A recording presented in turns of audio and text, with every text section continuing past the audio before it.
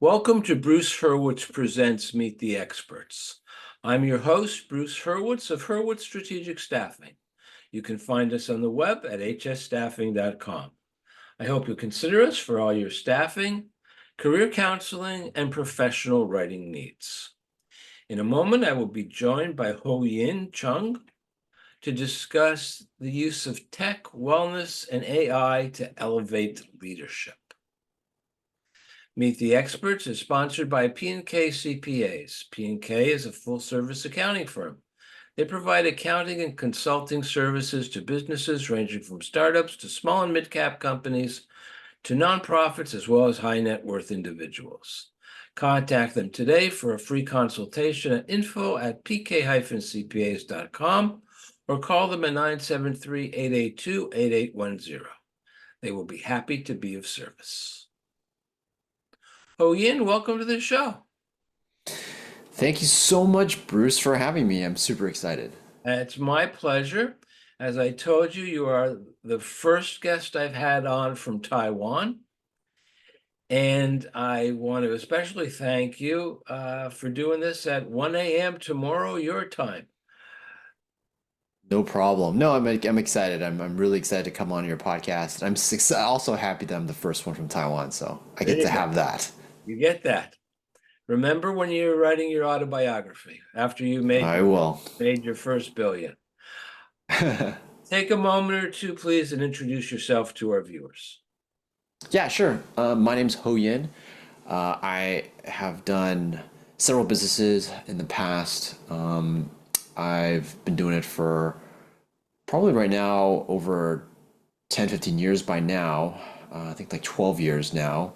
And I started off selling stuff on Amazon and did like a social media agency, and then created a piece of software that helped organizations host virtual events. So it's sort of like a Zoom. And now recently I have started working on a new thing, which is called Hurwitz Executive Assistants, and they are remote virtual executive assistants for C-level execs. Very nice. Now, to go back to the topic, you've combined tech, wellness, and AI. How did the three of them go together? Yeah, so it really started off when I was working on my current venture, which is the virtual events platform. We grew really fast during the pandemic, and it grew so fast that I got burnt out 3 times. I missed my son's first few steps, which I really had a really led to a very serious conversation with my wife, and so I ended up kind of reluctantly working with an executive assistant and a chief of staff. And that's when I really realized that there was like a lot of things that one can do to really make your time more efficient, especially when you have a lot of competing priorities for your time. And then post pandemic, you've got social media that's just so noisy. And then you have AI as like the biggest trend.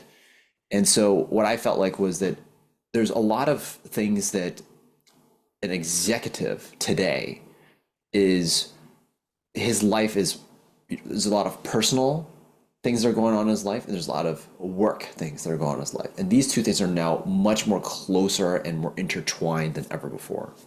And so you really need a holistic way, and that really hasn't changed really much since the pandemic. And that is where I kind of saw the opportunity.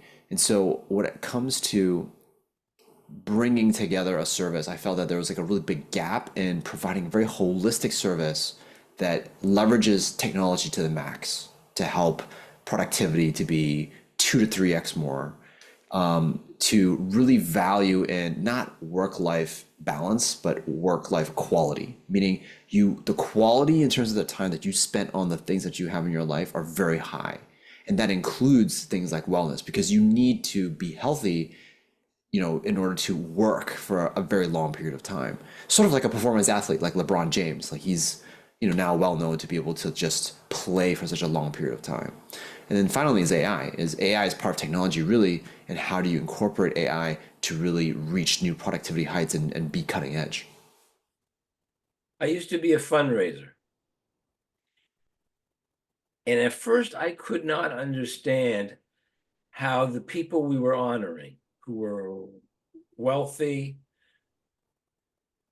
highly successful, were able to do as much as they could do. And with one of them, I had a good rapport. Don't know why, but we just hit it off. And I said, I don't understand how you're able to do everything that you're doing. You're running two companies, you've got a happy wife, you've got happy children, little ones, older than yours, but still. Right.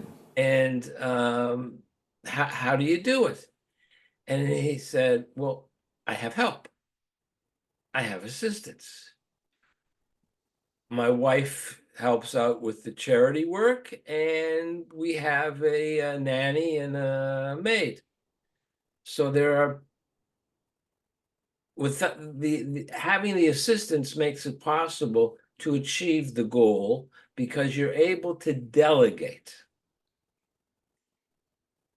That brings me to AI. In those days, there was no AI. You had to deal with people. Is AI a tool for delegation? Absolutely. I mean, it's coming. All of our jobs are going to be changed forever.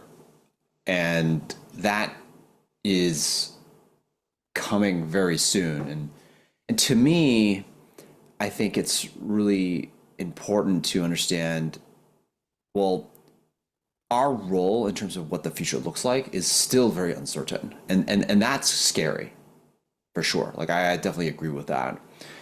One of the things that I sort of believe about when you think about AI delegation versus human delegation between these two is, and a lot of this stuff is still uncertain. Like it's just changing every day. There's new technology every day. But the way how I see it is that humans are very good at managing other humans and also in building relationships with each other. And that's really critical and really important. And to be frank, those are the type of things for us as humans that we probably want to keep in general as a choice with AI. Like that, what keeps us human essentially. And so my kind of thought is that as we as humans rely on potentially AI more, and AI sort of takes on a lot of more basic tasks, all of us need to really upskill ourselves into not doing some of the basic tasks, but doing either high level execution or strategic thinking, or in the business of managing human relationships and managing other people. And that is where I think where a lot of the parts where that's where things will change, maybe potentially. And that's the way how I think about it when it comes to how we train our EAs, is doing those types of things more, graduating into those types of tasks, and not just doing like calendaring or email management, because clearly those tasks are not going to be done by humans very soon. I use an example. I was once, somebody asked me, I'm not married, I don't have any children, and I don't know why she asked me, but she asked me if I knew any good babysitters. So I made a joke that I'm a big baby, but I don't have a babysitter. But the best babysitter I ever knew, which is true, was a Saint Bernard dog. Newly born infant. The dog decided, and nobody was going to attempt to move him. When the parents asked me to try, I said, I'm not putting my hand under there. I like my fingers. He took up, he took his bed and he dragged it underneath the crib, and that's where he slept. And when the baby needed something, he went and he got whatever human was in the vicinity. And when I was asked to babysit, they said, just the dog will tell you what to do. And I looked at them like they were crazy, but when there was something wrong, it was one of three things. Either baby needed to be changed, fed, or just held. I didn't know the barks. They knew the barks, but I figured it out after a while, and it was great. The dog and the baby had a rapport. The baby could calm, the dog could calm the baby down quicker than I could. Wow. And that went on for years. I mean, they were inseparable. They were best friends. And they didn't have to baby proof the apartment because the dog would not let the baby go anywhere dangerous. Oh, wow. It was phenomenal, and you had to see it to Incredible. believe it. That's incredible. But it just goes to show that there can be, how shall we put it, interspecies relationships Okay. that are Right. meaningful and productive because Right. the mother was able to work and she didn't have to worry about the baby. The dog took care of her. Mm-hmm. Even when the baby started to crawl, it was hysterical. But she was there. If something went wrong, the dog would tell her. Now, I don't mean to compare your virtual assistants to a dog, but the point is still valid. You need to have real interaction so that you know you can trust the person knows they can trust you, and they can anticipate your needs. Right. So if your virtual assistants are in Taiwan and I'm in New Jersey, how does the relationship form? How is the bond created? That's a good question. Actually, we have virtual assistants around the world. Actually, some are in South America. We have some in the Philippines and in Kenya. So we're pretty international, and our goal is really to find the best of the best. Like these people are very, very good. And we spend a lot of time training them to be at this level, and they work incredibly hard, really, really hard. But yeah, the question still is valid. I mean, it really kind of how you really think about when you think about like work, right? Remote work nowadays has become very popular. You know, people are working remotely, people are working from abroad, and you know, we're sitting together and having a conversation. So there's a lot of abilities to have a lot of opportunities to basically develop relationships online. The product that I created before, which was Remo, attacked basically this exact problem. Is it possible to create authentic conversations that build meaningful relationships through online? And what we created was a tool that allowed people to network in a very authentic and real way that just didn't seem like you're online.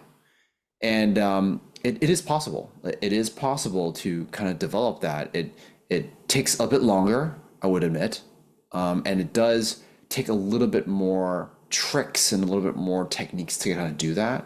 But in general, you know, it is possible. And a lot of the things that really lead to this is the work that is being done, right? If somebody does something for you and they do it well, right? You could have you could be traveling and that person could be somewhere else and do the same job, but as long as the job is being done, that slowly builds trust because of the work that's being done, the success of doing together, chasing for a common goal or for a common outcome. And so I believe that when it comes to that type of work, it gradually over time builds trust. Trust cannot be built immediately. No way for sure. No one can do that, but it can be built through collaboration and working together. And that's what we've seen to be the most successful in a lot of like our clients and the way how they interact. So the other thing that I would say is that I also do a lot of productivity coaching as well, where I make sure that the delegation, the processes, and the workflows are all done properly. Because a lot of people may not necessarily know how to delegate, or they don't know how to break down their process to give to someone else, or they don't know how to work with someone in order to, or know what tasks to delegate. That's a very common issue. But I do a lot of coaching to basically help dispel that, dissect that, break that down to help facilitate more of that collaboration and trust building. I want to move on. Thank you. I want to move on to the second half of our topic, which is elevating the modern CEO. It's not what I wrote on the exactly on the slide, but as I explained to you, there wasn't enough room. My question is this: how do you use, and I don't say this in any criminal or negative way, how do you use and not misuse a virtual assistant? And is that correct, virtual? Because we're talking about a real human being and not a chatbot. Yeah, I mean, so the words that I use is not a virtual assistant. I use executive assistant. Because we serve executives, and to be accurate, and executive assistants are slightly different from virtual. Executive assistants are more outcome and goal focused. They're not task focused, and they typically have more training, and they serve founders and execs at a more high paced level. So there's some differences, but you know You're the not to talking answer. about somebody who is going to arrange executives' travel.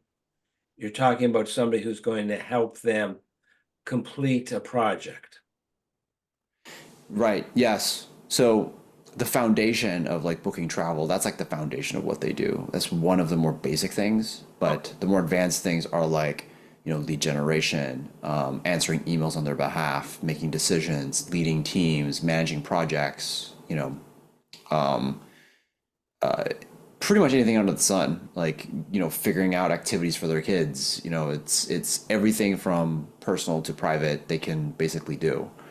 To answer your question, in terms of elevation and specifically how to use and not misuse, like the best way to use an EA is to let them sort of find all the areas that they can themselves go in and help you, and not be super protective of the things that you're doing, and maybe not able to let go.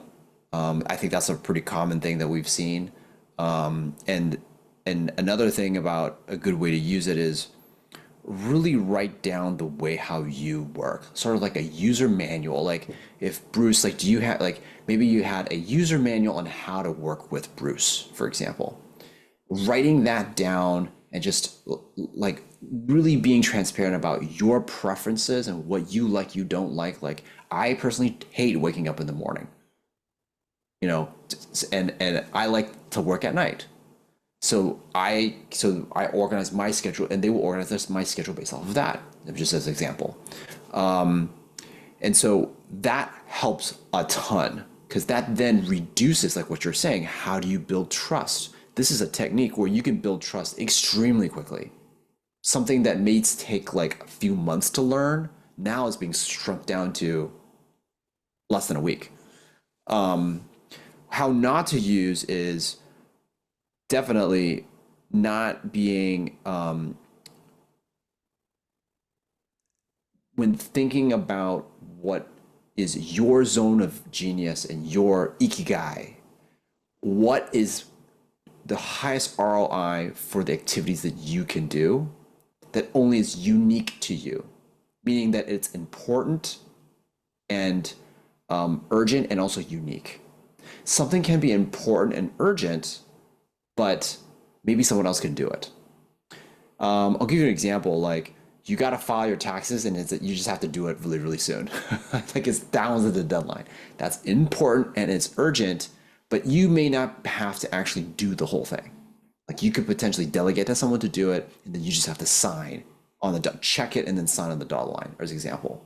So really realizing and then developing that trust with someone, as you said, which is really important, that eventually will lead to you being able to not do things that really isn't what you're supposed to be doing, and it's more valuable for someone else to do. So that, I would say that would be a good, potential way to use and misuse an EA. You bring up an interesting question, and I don't know if you can answer it. In the United States, there is a legal, and I'm not a lawyer, there is a legal difference between an employee and a consultant. Mm-hmm. And if you are paying someone, if you have them on the books as a consultant, but they're really an employee, the Internal Revenue Service does not like that. And rule number one of business is you don't want the IRS not to like what you are doing. Are your executive assistants considered employees or outside consultants? Well, first of all, we provide a service where, so it's essentially we're kind of like a staffing company if you think about it. Okay. We provide a service, and just like how purchase service from accounting or from Deloitte or from any other consulting, it's similar to that. So Okay. we basically kind of align with that kind of So definition. they're your employees. You pay That's them, correct. Yes, provide their benefits, vacation, health that's care, correct. what have you. Okay. All right. That's correct. All right. Let's go back to wellness. You have a more than competent executive assistant located in a time zone that works for you, which can make you more productive because you go to bed at 10 p.m. your time, which is their afternoon, so they're able to continue on. So that removes a lot of stress. Mm-hmm. As far as I'm concerned, stress is the biggest health evil that a business person faces, because Very true. it may be justifiable stress, it may be totally unjustifiable, and all they need is a slap on the back of their head from a friend and say, get your act together, you're making a big deal out of nothing.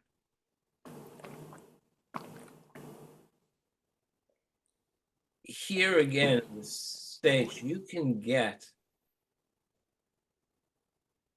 discounts on health insurance if you have a wellness program in place.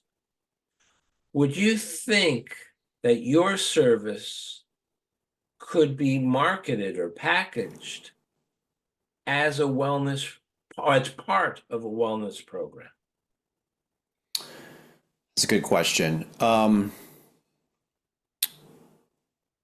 I think that what we specifically do, probably at its current state. I mean, I've actually, this is the first time I've ever heard somebody kind of mention that we maybe possibly could be considered for that. But what I would say is that I would love to learn more about how we could potentially create a program that is more of a wellness program. But at its current stage, what we would do is we would probably help facilitate or help find what are the wellness programs that are most beneficial to someone. And I would probably wouldn't go as far as to say is that the service right now is doing that. And the reason why I say that is I'm trying to be a little bit more conservative. Like, I'm not trying to oversell something, and I also haven't done enough research on this. But what I can tell you, what we do is that our EAs, the longer that they work with an exec, and this is very specific, and we do this specific training. We do a lot of specific training around a little bit of coaching, but a little bit around behavior detection, like changes in behavior or detecting stress levels, looking at their compiling and putting together like their overall health condition. So I'll give you some examples. Like, we, based off of looking at their schedule, looking at the things that they're doing, their conversations and everything, our EAs have this close proximity to them, even though they're virtual, but they have a close proximity that they can detect changes. And through those detections, we look and try to see if there's any symptoms of any kind of issue. So, for example, maybe a leader is really having a lot of trouble with working together with their other leadership, for example, and that's creating a lot of stress, and that's creating a lot of friction and consternation. Another example is that maybe they're not working out enough, or they're sitting around too much, and then their health is starting to impact their ability to work for long hours. So we can see those things, right?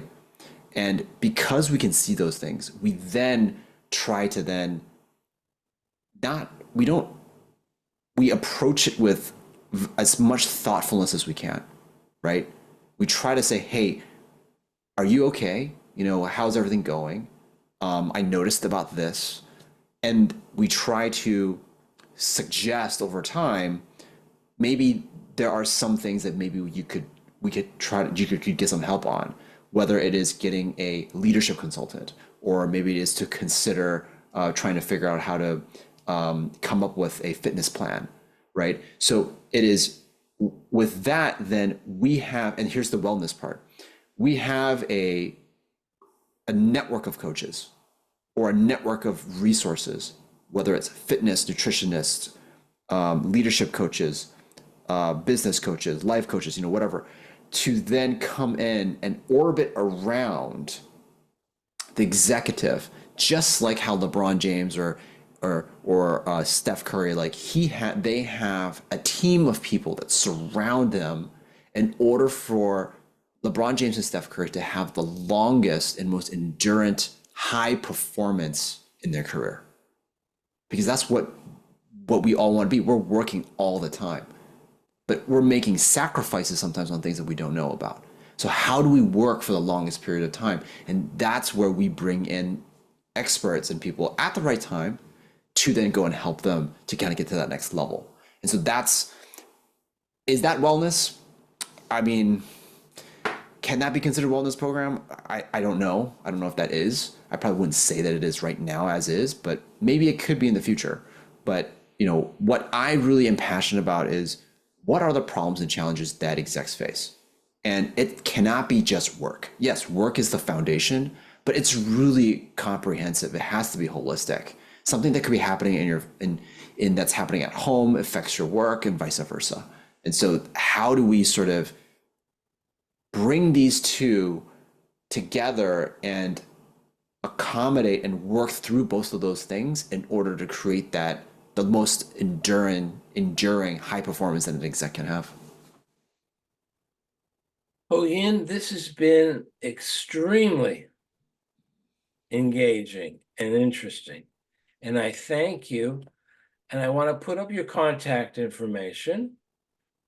And I'll ask you my final question. Is there anything that I did not ask you, which you wish I had asked you? And if I had asked you, what would you have said?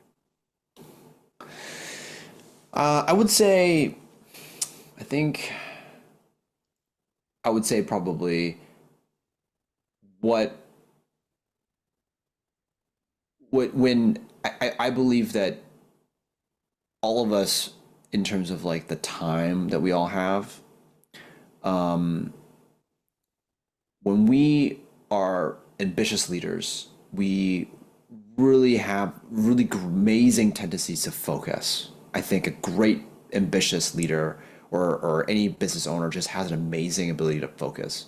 And I think we all need some form of guide when we're so focused on certain things. And that guide is to help us manage sort of the rest of different parts of our life. And I think that's incredibly important, especially for ambitious people, because that's the way how you can make the most out of life, to be honest. And they can look past your blind spots and help you see things. And so that's probably one of the biggest things that I've benefited from my executive assistants. My executive assistant is a close confidant that can help me look past my my blind spots and, you know, have a much more comprehensive and more fulfilling life. And I think that's really kind of the key that, I think we all try to strive for. So that's how I would say. Well, Ian, I thank you again. You've provided valuable insights, which I'm certain our viewers appreciate greatly, as do I. Thank you. I'm Bruce Hurwitz. Thank you for watching, and as always, please stay focused on success.